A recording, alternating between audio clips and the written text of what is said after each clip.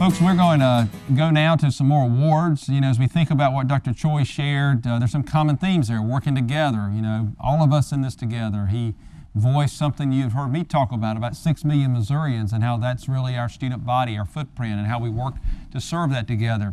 But when we think about partnerships, there's probably one partnership that stands out as much as any that we've had in MU Extension for so long, because when you look at how MU Extension started, at the same time we were starting, something else was starting in this state, and that was called Farm Bureau. If you look at those histories, they run together. And I'm very glad today to think about our friends at Farm Bureau and what the Missouri Farm Bureau, Blake Hurst, who actually is getting ready to retire as president of Farm Bureau in just a few weeks, but what a wonderful, wonderful history that is. In fact, if you go back and look at Extension, in the local farm bureaus in many counties initially were the holder of the local funds that partnered with us to allow Extension to become what it is today. So there's a great history there. And we have 3 awards that we're going to do now that they sponsor for us. The first one is the Farm Bureau Federation Outstanding Agricultural Specialist Award, the Farm Bureau Outstanding Human and Environmental Science Specialist Award, and the Farm Bureau Outstanding 4-H Youth Specialist Award. I'm very excited to know that this comes not only from our extension councils and nominations there, but also in partnership with those local Farm Bureau boards. So with that, we give you our winners, and we'll take a look at who those winners are per this video. The Missouri Farm Bureau Federation Outstanding Human Environmental Science Specialist Award is presented to Amy Bartels, Field Specialist in Human Development in Camden County. Since Amy joined MU Extension as a Nutrition Program Associate, she has advanced to become a leading Human Development and Family Science Specialist. Serving the West Central, East Central, and Southwest regions of Missouri, she is an active leader in professional organizations, including the University of Missouri Extension Association as West Central Regional Representative, the Missouri Extension Association of Family and Consumer Sciences as President-elect, and as a Class 7 Missouri Extension Leadership Development Program graduate. Amy brings evidence-based programming to Missourians through core programs such as Mental Health First Aid, Boost Your Brain and Memory, and Focus on Kids. Amy is diligent in delivering quality programming and maintaining the fidelity of each curriculum. As a human development specialist, Amy has worked with partners to establish programs relevant to the needs of the county she serves. She has provided youth mental health first aid training to 11 school districts and several outside agencies. She partnered with the MU Student Wellness Center and other UM system faculty to adapt Respond, a mental health curriculum for use in community, stakeholder, and extension council settings across Missouri. Amy was also part of the Mental Health Month Toolkit Advisory Team, which worked to increase mental health support for farm and ranch families. As co-leader for the statewide Taking Care of You program, she has brought innovation, especially in response to COVID-19. Amy continues to serve in crucial leadership roles for various university efforts, as well as professional organizations, providing a model of professional engagement for new faculty. The Missouri Farm Bureau Federation Outstanding Agricultural Specialist Award is presented to Rusty Lee III, Field Specialist in Agronomy in Montgomery County. Rusty has earned recognition as an outstanding agriculture specialist through projects like his system of winter feeding beef cattle and sheep by strip grazing standing milo. For Missouri livestock farmers, the most expensive input is winter feeding. Rather than spending valuable time and money to acquire hay, producers can grow milo and let cattle or sheep graze the plant whole from November until March in a managed system. Strip grazing milo meets the energy requirements of lactating cows through winter and is more economical than hay and supplemental feeds, representing a savings of approximately $1 per cow per day. With winter feed costs being the largest single factor in determining profit and loss of a beef operation, this system directly benefits the bottom line. It not only drastically reduces costs, it actually maintains and in some cases increases animal performance. Field tours of farms using this technique provide other producers real-world evidence of its benefits. Due to Rusty's lectures and on-farm demonstrations, farmers across Missouri have adopted this practice and have reported positive results. This project has resulted in a cooperative agreement between the U.S. Department of Agriculture, Natural Resources Conservation Service, and the curators at the University of Missouri for work in support of Farm Bill conservation programs such as the Conservation Stewardship Program, Conservation Preserve Program, and Environmental Quality Incentives Program. Rusty is an outstanding agriculturalist who has employed his extensive knowledge and skills to make a positive change to agricultural operations across Missouri.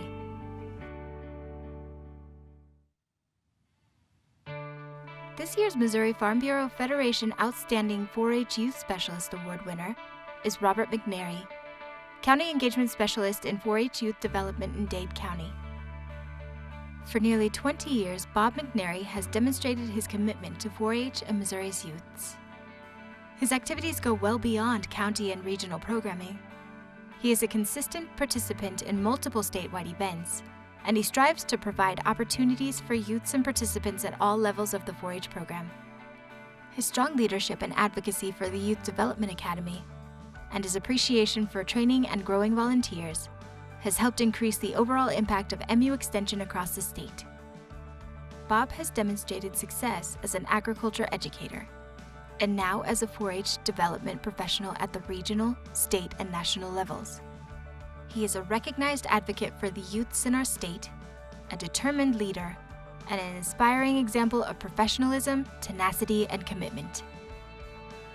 Bob has been instrumental in supporting and leading the Ag Innovator programs around the state, with interactive activities that encourage youths to apply critical thinking and STEM skills to address real-world agricultural challenges. Bob employs a practical approach to problem solving, presenting a calm demeanor and a leadership style that empowers others. Bob is a natural leader who exemplifies character, organizational skills, and outstanding work ethic. He is a visionary with a strong and diverse agricultural background. Bob continues to gain knowledge, which he shares in a manner that appeals to new generations and attracts them into 4-H youth development programs.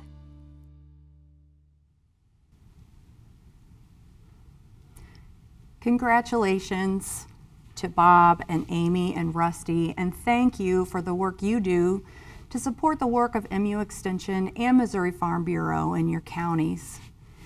We have some new in-studio guests this morning. Chad Higgins is new to MU Extension but brings a wealth of Extension knowledge from his other roles. Sarah Traub is not new to MU Extension, but her role is. Let's welcome Chad and Sarah, have them introduce themselves and their vision for their roles, and then they'll take some questions. Use the Submit a Question feature in the session. The questions come straight to me, and I will feed those over to Chad and Sarah. Chad Higgins is the new Associate Vice Chancellor for Extension and Engagement. Chad, let's start with you. Thank you, Megan. I wasn't very hungry when I got here, but after seeing some of the food on that open fire from Bob, my mouth started watering. That looked really, really good. Well, good morning, everyone. This is my first Extension Engagement Week and our first annual event that I've been a part of, and I'm very honored to be here. I'll speak briefly about who I am, what I've learned so far, and what I plan to focus on a little bit going forward. Keeping in mind, in my first 7 weeks on the job, it's been pretty busy, and as usual, we get fed by the fire hose in Extension, and that's okay. As some of you may already know, I've had the opportunity to introduce myself to a lot of groups this week and last week, and so some of this will be a repeat for some of you. I hope I don't bore you to tears, but I've been associated with Extension in my life for a very long time. Some of my earliest memories of growing up on a multi-generational farm in southern Arkansas. My dad utilized the Cooperative Extension Service quite extensively, from soil testing to having the ag agent come out to help us with our pigs, rabbits, our poultry, our horses, and just whatever other animal may show up on the farm. You know how that goes. Every once in a while we have a couple of cows there or goats, whatever. It was a great place to grow up, a lot of gardening. So we used Extension Service quite extensively to keep our animals healthy, to keep our soil healthy, to keep our crops yielding at an appropriate level, to keeping safe food on our tables. My grandmom and my mom canned extensively. I can remember the full days devoted to blanching and canning and helping out in the kitchen. It was a fantastic time to be on the farm. But we utilized our ag agents and our 4-H agents extensively. One of the ag agents that worked on one of the experimental, I guess it was a beef cattle farm with the University of Arkansas. We shared a very long fence line, and one of their biggest gates was right on the other end of our driveway. So the experiment farm had to go right through our driveway to get to two of their biggest fields. And my dad worked out a deal with them that they could use that gate at any time they wanted to, as long as we could fish those ponds on that farm. And let me tell you, those were great fishing ponds. Spent a lot of days and afternoons on those ponds. So it was a time that extension meant a whole lot to our family. And once I got into 4th grade, our ag agent introduced us to the 4-H agent. And that opened up a whole new world for me. We lived out in the middle of nowhere, on Bayou Bartholomew. It's the longest bayou in the nation, and didn't have neighbors. You couldn't see the next house, and so when I got into the 4-H club, I met a lot of kids that were from the same area that I grew up in. I had no idea that they were there. It offered a safe place for us to grow and to learn and to meet and to converse with each other. It was just a great opportunity. I held multiple offices in that club, showed at the county fair, just had a really good time with that. So 4-H and extension in general were a major part of our lives growing up. I cut my professional teeth in extension at Louisiana State University with the LSU Ag Center. I was the state evaluation and curriculum specialist. I was also a faculty member within the College of Ag. We have a lot of family in Louisiana. Half of my family is from Louisiana, so we have like dual citizenship between Arkansas and Louisiana. But after Katrina and Rita ravaged the southern part of the state, that was about our 8th hurricane, and we decided we would move out of Louisiana, and I transferred my position to WVU, and my wife assumed the position with the Federal Bureau of Investigation in West Virginia. It was a seamless transition. I was able to move my faculty position and my specialist positions to WVU. Stayed there for about 9 years, but actually got out of extension in West Virginia and into health sciences with WVU. I was looking for an administrative position after I got through my promotion and tenure process there at WVU. And the WVU Health Sciences had received a UG 54 granting mechanism from NIH, and we're going to build a clinical and translational science institute, and they needed an administrator to help get that off the ground. I applied for the position, got it. It was a wonderful connection to get WVU Health Sciences connected to the state and a great partnership with Extension. I did that for quite a while, but my passion is extension, and a position opened up at Iowa State University, and I applied for that position, was a lucky candidate, and was the senior director for extension and outreach there. I was there for 5 years, and it was a really busy 5 years. We went through a wholesale administration change.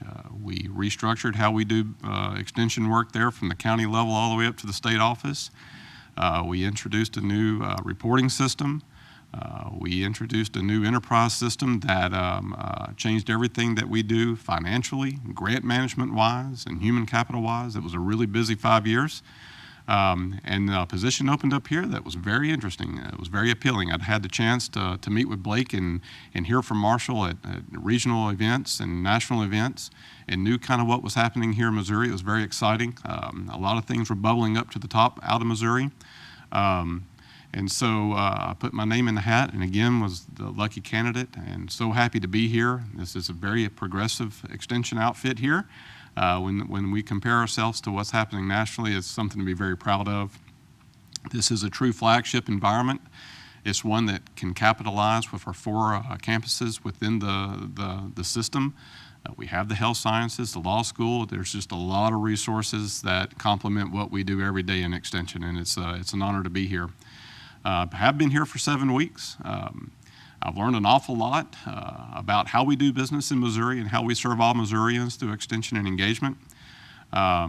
I've had an opportunity to chat with many of you about some of the processes that we have in place, and I've really put a lot of my attention towards those 4 Ps that you may have heard me talk about: our people, our partners, our processes, and our programs. Those add up to what we do every day, and so that's where I've been putting my effort.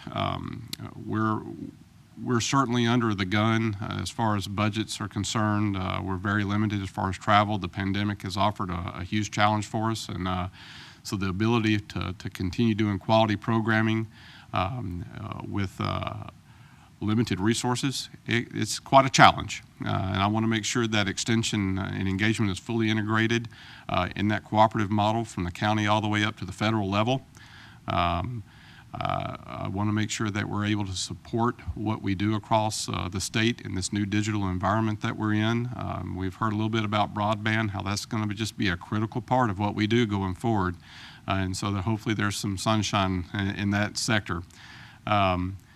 I know we need to do a better job of reporting our impacts. We need to do a better job of bringing in partners that perhaps we haven't had at the table. So a lot of these 4 Ps are really things that I'm focusing on in our processes that are internal and some of those processes that are external, and making sure that they're serving us and not hindering us. One of the things that the pandemic has offered us is sometimes, not that we haven't been busy. I mean, sometimes I feel like I'm more busy during the pandemic than I was before it. But it does offer us an opportunity to catch our breath and reevaluate what we've been doing the past 100 years, past 25 years, past 50 years, and the processes that we have in play, and to reevaluate that and take a critical look at that. And so I'm really keen to hearing from you about some of your out of the box, your creativity, your innovation, some of these thoughts that are bouncing around in your head about how we're going to do business going forward, hopefully once we get out of this environment where we can actually move across the state. Because things will not be like they were pre-COVID. It'll be the next normal. It'll be different, and we know that technology will catch up with us here and help us do what we do better. But I'd really love to have a conversation with you about what you see as a way to innovate what we do. And again, I've had the opportunity to chat with many of you. I look forward to meeting with those of you that I haven't had a chance to meet with yet, and have these conversations and these open dialogues. But most importantly, I just want to thank you for all that you are doing on a daily basis. This is an incredibly crazy time. You are helping Missourians be resilient in every community across the state. Thank you so much for that. I know everyone appreciates that across the state. It's just a testament to the passion and compassion that you have for your job. When Marshall read the Extension Creed, that is truly what we do. That is us, and it's very uplifting, and it's a great honor to be a part of an extension program. And so thank you for everything that you're doing. And so Megan, I'll turn it back over to you, and we'll go from there. Thanks so much, Chad. We'll go now to Sarah Traub, who most of you know, but she has started this fall in a new role, Director of Education and Impact. Good morning. Megan, I think the title is really the heart of my new position. Extension is about education and the impact that comes from that education. There are a lot of resources out there for Extension faculty and staff, but part of it is finding those resources, putting them together, and putting them all in one place so that people know where to find them, where to go, how to reach or access those resources. It's all about gathering the puzzle pieces and putting them together. A little bit more about me and my background. Like Chad, I grew up in 4-H. Actually, I served on the state 4-H council here in Missouri with a couple of our colleagues out there in the field. And so 4-H impacted me so much that I went to Mizzou with a career goal to become a 4-H youth development specialist.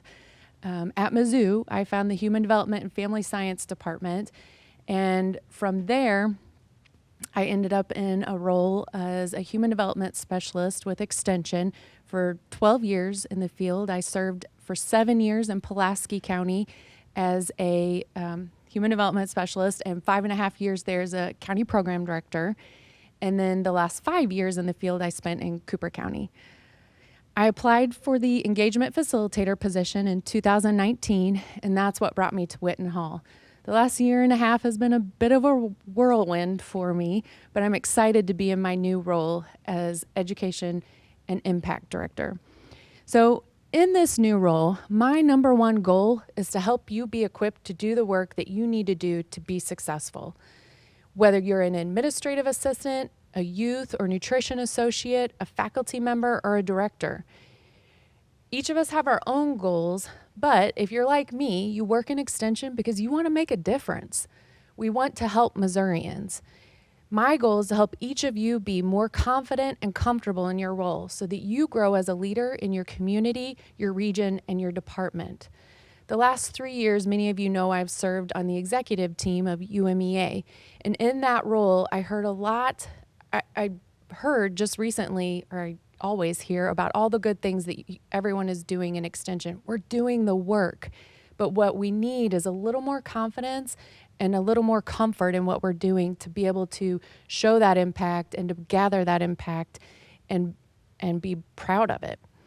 So to do that, we need to assess where we are. I want to know, what are you comfortable with in your role? What do you feel good about?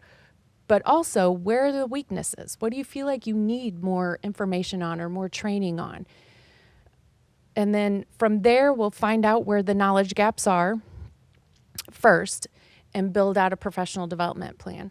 Luckily, our colleagues in MTI, Dewey and Ray, and then also in the teaching and learning services team with Jesse Gordon, we have a lot of great resources for professional and program development that we can build on. They're huge assets to the process of professional development and building a plan from onboarding all the way through the legacy part of a career. So it's analyzing what we have, then building on in that, in where the missing pieces are. That way we have the full puzzle in place to help you be successful. Is he in this shot? Thank you so much, Sarah and Chad, for those introductions. We do have questions rolling in. The first one is for you, Sarah. As Director of Education and Impact, tell us what impact means to you. How will we plan for and measure impact? Well, like I said, impact is the heart of what you all do every day. And so what we need to do a better job of is gathering that impact and putting it all together so that we can tell a better story. We just, through the awards that we have been giving today, we're hearing a lot of great information of programs and the work that people are doing. And we want to be able to show the impact that we're having on Missourians and the public, which leads to the public value of Extension.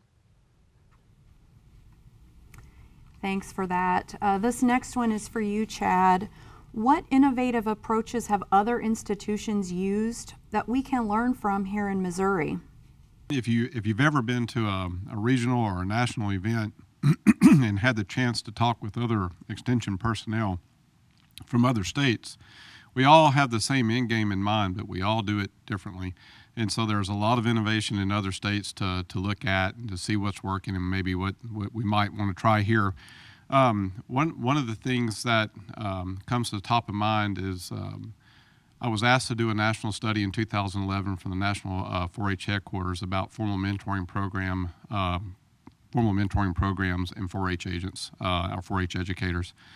And so it was a national study, and we looked at who was doing formal mentoring program and what effect those formal mentoring programs had on our professionals. And one of the things that we found out was that those that were involved in formal mentoring programs felt a greater connection to the people that they served. They felt a greater connection to their organization. They felt more comfortable in their roles. They felt better equipped to succeed. And those are great aspects that we would like to fold in here as well. And so Sarah and I have talked about some of the aspects of a formal mentoring programming here and what that might look like. When you compare apples to apples, it's easy to say one's better than the other. Unfortunately, if you haven't ever been in a formal mentoring program, you don't really know what you're missing. And so you can't really say that those who have feel are better at their job than those who haven't, but you can look at what they perceive through their self-efficacy if they have been through those programs. You know, another thing that comes to mind is we used to do program evaluations or needs assessments every 5 years through the direction of USDA. And so every 5 years we would do these huge needs assessments, and we'd do an environmental scan across the whole organization, and it was a huge ordeal. It was very there was a lot of disruption, and we had a lot of information at the end of the day that we could either use or decide not to use, or maybe it was not really related. It was just really big. And one of the things I implemented at ISU was a continuous improvement model, and it was based on those 4 Ps. And so instead of doing something every 5 years, we just did it every year, and we would pick one of those 4 Ps to concentrate on, whether it was our internal or external processes. One year, the next year it may be our partnerships. Are we working with those underserved populations the way we need to, and who are those partners that we need to bring to the table, and spend a year on that.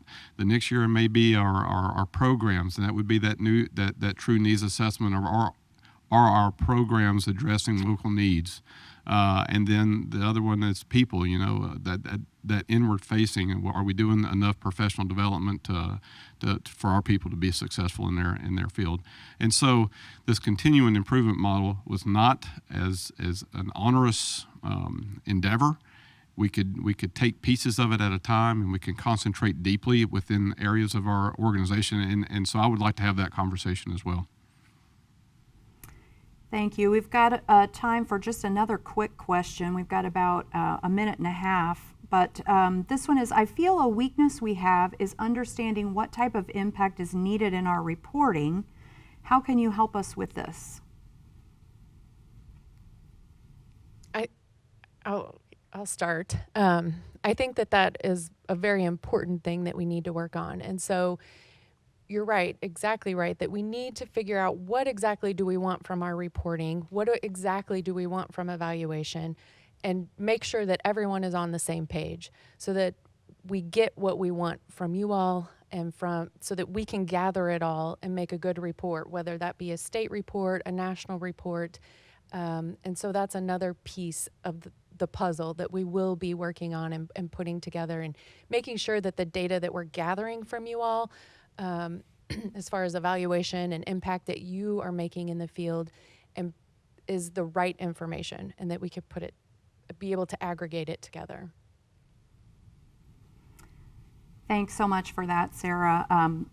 I look forward to continuing this conversation with both of you in the coming months as we kind of work through what impact means and what our reporting needs are. For those of you who didn't get your questions answered, we'll go ahead and ask those to Chad and Sarah and get some answers out to everybody.